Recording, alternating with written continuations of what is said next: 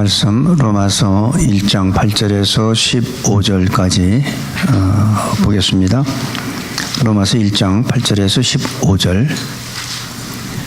첫째는 내가 예수 그리스도로 말미암아 너희 모든 사람을 인하여 내 하나님께 감사함은 너희 믿음이 온 세상에 전파됨이로다. 내가 그의 아들의 복음 안에서 내 심령으로 섬기는 하나님의 나의 증인이 되시거니와 항상 내 기도에 쉬지 않고 너희를 말하며 어떠하든지 이제 하나님의 뜻 안에서 너희에게로 나아갈 좋은 기록기를 구하노라. 내가 너희 보기를 심히 원하는 것은 무슨 신령한 은사를 너희에게 나눠주어 너희를 경고케 하려 함이니 이는 곧 내가 너희 가운데서 너희와 나의 믿음을 인하여 피차 아니함을 얻으러 함이라. 형제들아, 내가 여러 번 너희에게 가고자 한 것을 너희가 모르기를 원치 아니하노니 이는 너희 중에서 다른 이방인 중에서와 같이 열매를 맺게 하려 함이로다. 지금까지 길이 막혔도다. 헬라인이나 야만이나 지혜 있는 자나 어리석은 자에게 다 내가 빚진 자라. 그러므로 나는 할 수 있는 대로 로마에 있는 너희에게도 복음 전하기를 원하노라. 아멘. 우리가 어떤 그 사람을 만나고 그 사람이 어떤 사람인지 우리가 알려면 그 사람이 무슨 생각을 하고 있는지를 우리가 알아야 돼요. 그 사람이 외모나 어떤 그 사회적인 지위나 명예를 가지고는 우리가 그 사람에 대해서 알 수가 없습니다. 그래서 우리가 그 사람에 대해서 확실히 알려면 그 사람의 생각과 그 사람의 사상을 우리가 알면 그 사람이 어떤 사람인지 알 수 있습니다. 오늘 이 바울은 지금 로마에 있는 성도들한테 지금 글을 쓰면서 바울은 보면 항상 예수님만 생각했어요. 잘든 일어나든 먹든 아니면 감옥에 갇히든 또 아니면 감옥에서 나오든 항상 예수만 생각했던 바울의 모습을 볼 수가 있습니다. 바울은 예수님 때문에 살고 예수님 때문에 죽기로 했어요. 살아도 주를 위하여 죽어도 주를 위하여 산다고 했습니다. 이게 사도 바울의 모습이에요.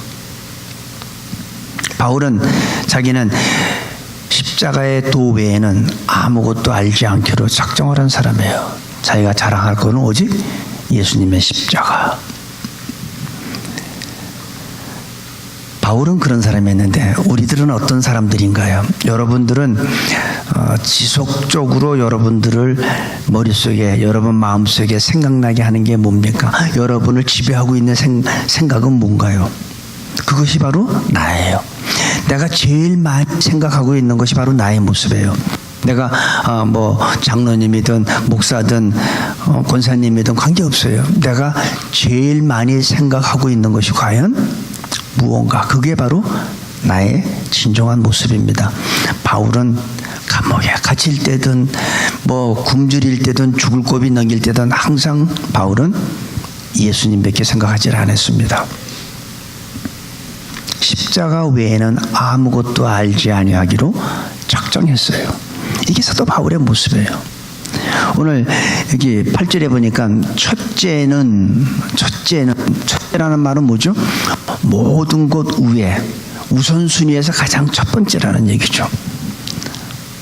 그 무엇보다 가장 먼저 우선하는 것을 얘기할 수 있습니다. 그건 무슨 말이냐? 내가 예수 그리스도로 말미암아 너희 모든 사람을 인하여 내가 내 하나님께 감사함은 너희 믿음이 온 세상에 전파됨이로다. 바울은 지금 다른 거 다 접어두고 첫 번째로 바로 하나님께 감사하는 거예요. 그리스도 예수로 말미암아. 하나님의 은혜는요, 예수 그리스도를 통해서 오죠. 뿐만 아니라 우리가 이 모든 감사도 예수 그리스도를 통해서 감사가 일어나는데 예수 그리스도로 말미암아 하나님 앞에 내 하나님께 감사함은 이유가 뭐냐면 로마에 있는 소수의 사람들이 너희 믿음이 온 세상에 전파됐다는 거예요. 그 소식이 바울한테도 들린 거예요. 이 바울은 로마에 아직 가질 못했습니다. 지금 여러 번 가고자 했지만 그 길이 막혔어요. 근데 결국은 나중에 사도행전 27장에 보면 사도 바울이 죄수의 몸이 돼서 결국은 로마에 갑니다. 가이사한테 상고를 했기 때문에. 그래서 결국은 로마에 가긴 가는데 죄수의 몸으로 이제 갑니다. 바울이 로마에 있는 성도들을 한 번도 본 적도 없고 로마에 가본 적도 없지만 항상 그들을 기억하고 있어요. 그들을 위해서 감사하고, 그리고 그들의 소문을 듣고 바울의 귀에까지 들린 거예요. 그들은 소수였어요. 그들은 유명한 사람들도 아니었어요. 그들은 사회에 어떤 영향력이 있는 사람들도 아니었어요. 그런데 그들이 로마를 변하게 한 거예요. 그 소문이 바울 귀에까지 들린 거예요. 이 말씀을 보면서 우리 새누리교회도 미국의 수도 워싱턴 DC, 미국의 수도면 사실 전 세계의 수도라고도 우리가 생각할 수 있잖아요. 우리 새누리교회 식구들도 소수고 유명하지도 않고 이 사회에 영향력을 미치지 않는 사람들이지만 소수의 로마에 있는 사람들이 로마를 변하게 한 것 같이, 그 소문이 난 것 같이 우리 새누리교회 성도님들도 이런 소문을 내야 되지 않을까. 로마에 있는 그 성도들이 그들의 믿음이 온 세상에 전파돼서 바울의 귀에까지 들린 것 같이 우리 새누리교회로 말미암아 이 워싱턴 지역이 변화되는 소식이 예수님 귀에 들리면 얼마나 좋을까. 저는 그런 생각이었어요. 우리 소수지만 우리를 통해서 워싱턴이 변했다. 이 소문이 예수님 귀에 들리면 얼마나, 우리 다 상급받는 거잖아요. 얼마나 예수님이 기뻐할까요? 근데 이들이 어떻게 해서 소문이 났는지는 자세히는 알 수 없습니다. 이 성경에서는 그들이 어떻게 해서 소문이 났다고는 말씀이 없어요. 하지만 그들이 어떻게 해서 소문이 났을까요? 아마도 세상 사람들과 다른 질의 삶을 살았을 것이라고 우리가 생각할 수 있죠. 너나 나나 똑같으면 소문날 일이 없어요. 그들이 변하지도 않습니다. 너나 나나 똑같은데 무슨 특별한 게 뭐가 있을까요? 그런데 이 로마에 있는 소수의 이 사람들은 분명히 다른 사람과 다른 질의 삶을 살았다고 저는 생각합니다. 예수님을 믿는 것뿐만이 아니라 쉽게 얘기해서 오른밤을 때렸는데 아직도 화 안 풀렸으면 이쪽도 때려도 돼요. 이런 삶을 살지 않았을까. 그러니까 일반 사람들이 충격받았겠죠. 그러니까 그 소문이 났겠죠. 똑같은 세상적인 가치관과 세상적인 생각을 가지고 살면요, 소문 날 이유가 없습니다. 왜 그 사람들이 변화가 되겠어요? 뭔가가 달랐다는 얘기죠. 저는 로마에 있는 그 소수의 사람들이 로마를 변하게 해서 나중에는 로마의 국교가 기독교가 됐잖아요. 그들의 소수의 사람으로 인해서. 그렇다면 그들이 했다면 우리들도 할 수 있다고 좀 믿습니다. 우리들도 할 수 있잖아요. 우리들도 하나님 앞에 기도하면서 우리들이 근본적으로 우리의 삶의 가치관이 바뀌어야 돼요. 우리가 지금같이 살면 세상 사람들이 볼 때 너나 나나, 믿는 너희나 안 믿는 나나 뭐가 달라? 어쩌면 그 사람들이, 제가 좋게 얘기하는 거지만 그 사람들이 얘기할 때는 우리는 교회 안 나가고 예수님 안 믿어도 당신네보다 낫지 않아, 이런 소리 할 수도 있잖아요. 그럼 근본적으로 우리가 어떤 삶을 살아야지 이 지역이 변화가 될까요? 내 삶이 바뀌어야 돼요. 내가 지금까지 살던 모습으로 살면 안 된다는 거죠. 진짜 믿는 사람의 모습이 나와야 돼요. 그래서 그 소문이 나가야 돼. 그 소문이 나가지 않으면 절대 사람들은 그 소문이 나지도 않을 뿐더러 충격도 안 받아요. 왜 변화가 되겠습니까? 똑같은데. 로마에 있는 소수의 사람들이 영향력을 끼쳤다는 것이 바로 복음입니다. 그게 복음이에요. 그게 기쁜 소식이에요. 저는 이것이 모든 지구상에 있는 모든 예수님의 몸된 교회의 사명이라고 생각하고 그게 본질이라고 생각해요. 그거 왜 여러분 세상 사람들이 충격받는 건요, 교회가 크다고 충격받지 않습니다. 세상 사람들이 충격받는 거는 자기네 상상을 초월한 삶을 사는 사람들한테 충격받는 거예요. 진짜 하나님의 말씀을 우리가 듣고 그 말씀대로 행하려고 하는 사람들 보면은 충격받게 되어 있어요.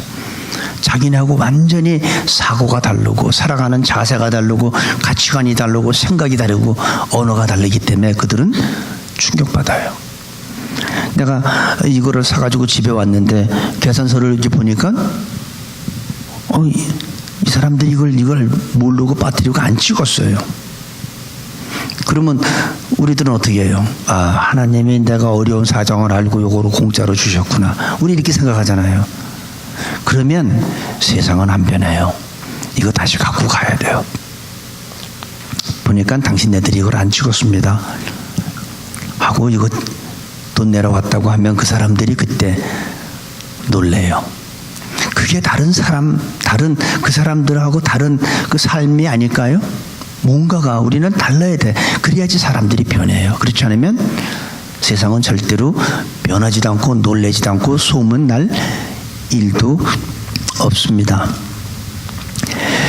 저는 이 생각이 다르면 아무리 적은 사람이라 할지라도 진정한 믿음을 가지고 우리가 살아간다면, 우리의 삶이 다르다면 두세 사람이 모인 곳에도 주님이 함께하기 때문에 저는 그곳에서 기사와 이적이 일어날 줄로 저는 믿습니다. 우리가 이런 믿음 가져야 되지 않겠어요? 물론 워싱턴 지역에도 교회는 많이 있습니다. 그런데 우리 교회와 우리 교회 성도님들을 보고 소문이 나게 되기를 바랍니다.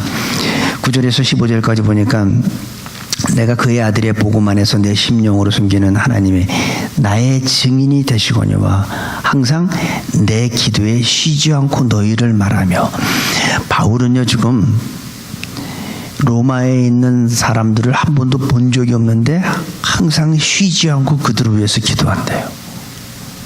그들을 한 번도 본 적이 없는데. 여러분 자녀들을 위해서 기도해봤죠? 왜 우리가 기도를 합니까? 사랑하기 때문에 기도하는 거예요. 사랑하지 않으면 기도가 안 됩니다. 근데 내가 사랑하면 꼭 기도하게 되어 있어. 내가 마음은 있는데 기도가 안 될 때 있죠. 왜 마음은 있는데 왜 기도가 안 됩니까? 그 사람에 대한 내가 기도할 마음은 있지만 사랑이 없기 때문에 기도가 안 되는 거예요. 사랑이 있으면 기도하게 되어 있습니다. 근데 바울은 그들을 본 적도 없는데, 여기 보세요. 항상 내 기도에 쉬지 않고 너희를 말하며, 한 번도 본 적도 없는 그 사람들을 위해서 항상 쉬지 않고 기도한대요. 바울의 마음은 그 사람들에 대한 그 사랑이, 감격이, 감동이 내 귀에까지 들린 거예요. 바울 귀에까지 들린 거예요. 그들의 믿음이 온 세계에 전파되고 로마가 변화되는 그런 소문을 듣고선 너무나 감사한 거예요. 너무나 감격하는 거예요. 그러니까 항상 쉬지 않고 그들을 위해서 기도하는 모습을 볼 수가 있습니다. 바울의 마음속에는 한 번도 본 적 없는 이 로마 성도들을 위해서 기도했던 것 같이 우리들도 이쪽 주위에 예수님 안 믿는 불신자들이 있을 거예요. 우리는 그들을 한 번도 본 적이 없죠. 바울이 못 본 것 같이, 바울이 로마 성도들을 한 번도 본 적이 없는 것 같이 우리들도 이쪽 지역에 있는 불신자들을 우리가 한 번도 본 적이 없잖아요. 하지만 그들을 마음속에 우리가 생각하면서 우리가 기도할 때 성령의 도움으로 그들이 예수 그리스도를 영접할 수 있다는 전 생각을 해봅니다. 그래서 우리가 기도할 때 이제 앞으로는 이 불신자들을 위해서 기도 좀 했으면 좋겠어요. 이쪽 지역에. 그분이 뭐 한국 사람이든 미국 사람이든 관계없어요. 어느 나라 종족이든 자기네 언어로 예배 드리는 데 가서 예수님만 영접하면 되니까. 그것이 또 우리 교회의 사명이 아닌가. 이 교회 로마에 있는 그 성도들을 보면서 저는 자꾸 우리 교회, 우리 새누리 교회하고 자꾸 이렇게 연관을 시켜봤어요. 이들이 했다면 우리도 할 수 있다. 이들이 성령의 도움을 받았다면 우리도 성령의 도움 받을 수 있지 않는가. 우리들 마음 가운데 이런 믿음이 있기를 바랍니다. 그리고 거기 보니까 우리가 한번 쭉 넘어가서 14절에 보니까 헬라인이나 야만이나 지혜 있는 자나 어리석은 자에게 다 내가 빚진 자라. 그러므로 나는 할 수 있는 대로 로마에 있는 너희에게도 복음 전하기를 원하노라. 이게 조금 우리가 좀 생각을 좀 해봐야 돼요. 이미 로마에 있는 이 사람들의 믿음이 온 세계에 좀 퍼졌어요. 믿는 사람들이에요. 그죠? 얼마나 이 사람들이 열심히 믿고 삶이 다르면 소문이 나고 로마가 변하기 시작하고 온 세계에 전파까지 됐는데 바울은 지금 뭐라 하냐면 로마에 있는 너희에게도 복음 전하기를 원하노라. 이게 이들이 지금 믿는 사람들이잖아요. 그런데 바울은 복음 전하기를 원한다고 그래요. 내가 또다시 너희에게 복음을 설명하길 원한다는 것이죠. 복음은요, 우리가 예수님을 믿다 보면 처음에 우리가 복음을 받았을 때 나 같은 죄인, 그걸 깨닫고 예수님이 내 죄를 십자가에서 돌아가시고 다시 부활하신, 그게 너무 감격스러워서 우리는 처음에 눈물을 흘리잖아요. 안경 쓴 사람들은 이 안경이 다 눈물로 범벅돼서 앞이 보이지도 않을 정도로 울고 감격하잖아요. 그런데 10년, 20년 지나면 어떻게 됩니까? 그 감격 있나요? 우리는요, 복음을 들은 사람들 매일 들어야 된다고 생각해요. 저도 처음에 내가 그 감격스러운 이걸 보면서 나부터 이 복음을 내가 새롭게 받아들여야겠다. 이 복음은 20년이 지났어도 신선한 충격으로 나한테 와야 돼요. 그때 내가 처음에 감격하고 눈물 흘리고 콧물 흘렸던 그 감격은 지금도 있어야 된다고 저는 생각해요. 왜 지금 사라졌습니까? 이제는 하나님의 은혜가 마치 율법주의가 되고 행위로 바뀌어, 나도 모르는 사이에 행위로 바뀐 건 아닌가. 내가 열심히 봉사하고 열심히 뭐하면 하나님께서 나한테 좀 더 큰 은혜를 주시고, 내가 그런 행위를 좀 못하면 하나님의 은혜를 둘 주시고, 그렇게 생각하는 건 아닌가. 나도 모르게 우리들 자신도 모르는 사이에 복음이 변질된 건 아닌가. 그래서 그때 처음 만났을 때 그 감격과 그 감정이, 그 눈물이 메마른 건 아닌가. 형식적이 된 건 아닌가. 그렇게 한번 생각을 해봤습니다. 여러분, 누가 문제 일으킵니까? 초신자가 문제 일으킵니까? 아니면 오래 믿은 사람들이 문제 일으킵니까? 초신자는 문제를 일으킬 줄도 몰라요. 초신자들은 열심히 말씀대로 살려고 노력해요. 하나님의 말씀을 읽다가 딱 한 문장을 보고선 이거 나한테 하시는 말씀이구나 하고 그 말씀을 읽다가 말고 중간에 마음에 너무 감동이 와서 하나님 앞에 회개할 사람은 회개하고 너무 감격하는 사람은 감격하고 하잖아요. 초신자는 절대로 문제 일으키지 않습니다. 우리가 성경의 대표적인 말씀이 요한복음 3장 16절이죠. 하나님이 세상을 이처럼 사랑하사. 그거 모르는 사람 없잖아요. 다 알잖아요. 그러니까 오래 우리가 신앙생활 하다 보면 설교를 하든 성경 공부를 하든 뭐 하든 저거 나 다 아는 말이야. 나 저거 다 알아. 다 알죠. 다 알면서 감격과 감동은 없어지고 다 안 돼. 나 저거 다 알아. 저거 다 알아. 은혜가 없어지기 시작하는 거예요. 나도 모르는 사이에. 여러분 한번 여러분들이 한번 처음에 예수님 영접하고 성경 공부하고 제자 훈련할 때 그 감격이 지금 똑같이 있습니까? 아니면 지금 사라졌습니까? 둘 중에 하나잖아요. 그냥 그대로 유지되든지 아니면 사라졌든지. 왜 사라졌을까요? 나도 모르는 사이에. 그래서 사도 바울은 그들이 소문이 그들의 믿음을 온 세계에 전파된 것까지 자기가 다 들었는데도 바울은 다시 가서 복음을 너에게 전하기를 원한다고 얘기합니다.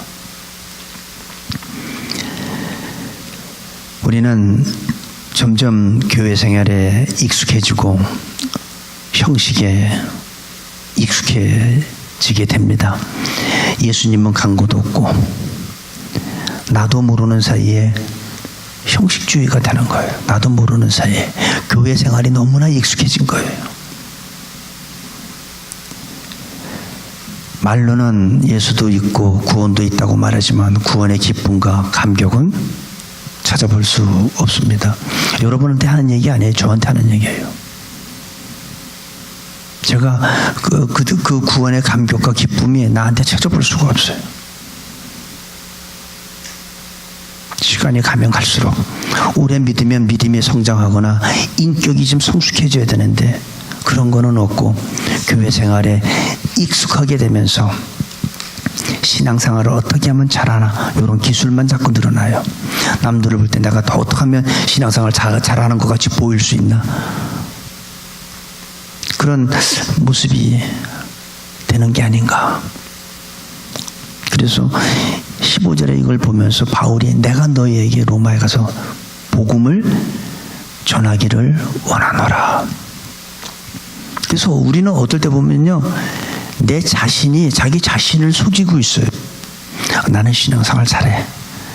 나는 믿음생활 난 잘하고 있어. 자기가 자기 자신을 볼 때 잘하는 거로 자꾸 생각을 해요. 누가 속여요? 내가 날 속이는 거죠. 자신이 자신한테 속고 있어요. 그리고 어떡해요? 나는 다른 사람을 가르칠 자격이 있어. 내가 이제는 성경을 내가 5번 읽었어. 내가 암송하는 말씀이 지금 난 눈을 감고서도 하나님 말씀을 너무나 많이 알아. 그러면서 자기는 신앙생활을 잘한다. 나는 남을 가르칠 자격이 있다. 라고 생각하게 되잖아요. 자기가 자기 자신을 속이는 겁니다. 우리들은 어떻습니까? 저는 우리 새누리교 성도님들도 복음을 다시 들어야 한다고 생각합니다. 우리의 믿음은 아무리 오랫동안 믿었어도 순수해야 돼요. 우리의 믿음은, 이 복음은 내가 50년을 믿었어도 나한테 순수해야 돼요. 신선한 충격으로 와야 돼요. 이 시간에도 예수님이 내저로 십자가에서 죽은 걸 들으면 내가 처음에 성령에 체험하면서 그때 그 감격과 그 신선한 충격은 지금도 있어야 돼요. 왜 없어졌을까요? 나도 모르는 사이에 내가 종교인의 모습이 된 건 아닌가, 형식적이 된 건 아닌가. 그러니까 나는 신앙생활 잘해, 난 목회 잘해 하면서 나는 아는 게 많으니까 내가 남 가르칠 수 있어 라고 내가 스스로 나를 속이고 있는 건 아니냐 이거죠. 여러분들 오해하지 마세요. 이게 저한테 하는 얘기예요. 제가 이 말씀을 준비하면서 내가 내 자신을 본 거예요. 지난번에도 얘기했지만 눈물이 말랐어요. 그 첫사랑을 난 다시 회복하고 싶다는 거예요. 그때 그 감격, 에베소 교회한테도 얘기했잖아요. 너희가 어디서 잃어버렸는지 돌이켜 회개하고 첫사랑을 회복하라고. 여러분들도 첫사랑 잃어버린 분들 다 회복하시기 바랍니다. 우리는 이 신앙은요, 이 복음은 몇십 년이 지나도 우리한테는 신선해야 돼요. 항상 우리한테 순수해야 돼요. 근데 이게 나한테 순수하지 않고 신선하지 않다면 이미 나한테는 형식화된 거예요. 습관화된 거예요.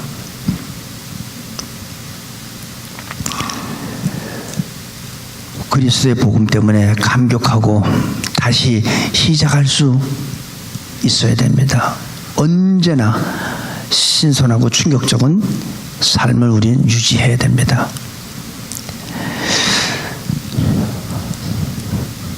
오늘 사도 바울은 자기는 복음의 빚진 자라고 그랬어요. 사도 바울이 쓴 이 서신을 읽어보면 이 바울 머릿속에는 오직 예수님밖에 없었어요. 오직 십자가밖에 없었어요. 그거 외에는 다른 것은 자랑하지도 않았어요. 모든 것들은 자기가 자랑할 게 얼마나 많았습니까? 그런데 다 배설물로 여겼어요. 바울은 처음부터 마지막까지 신선한 신앙을 유지하고 있었어요. 마지막 자기가 죽을 때까지 내가 선한 싸움 다 싸우고 믿음을 지켰다고 그랬어요. 달려갈 길 다 달려갔다고 그랬어요. 죽음이 눈앞에 있는데 그게 저는 진짜 믿음이고 그게 진짜 복음을 아는 사람이라고 저는 생각하고 복음의 빚진 자라고 생각합니다. 우리 새누리교회 성도님들은 한 사람도 빠짐없이 복음의 빚진 마음을 가지고 살아가시기 바랍니다. 그리고 첫사랑 다시 회복할 수 있으면 좋겠어요. 저도 첫사랑을 회복하기 위해서 몸부림쳐야 될 거예요. 왜 내가 언제부터 이렇게 내 감정이 메말랐지?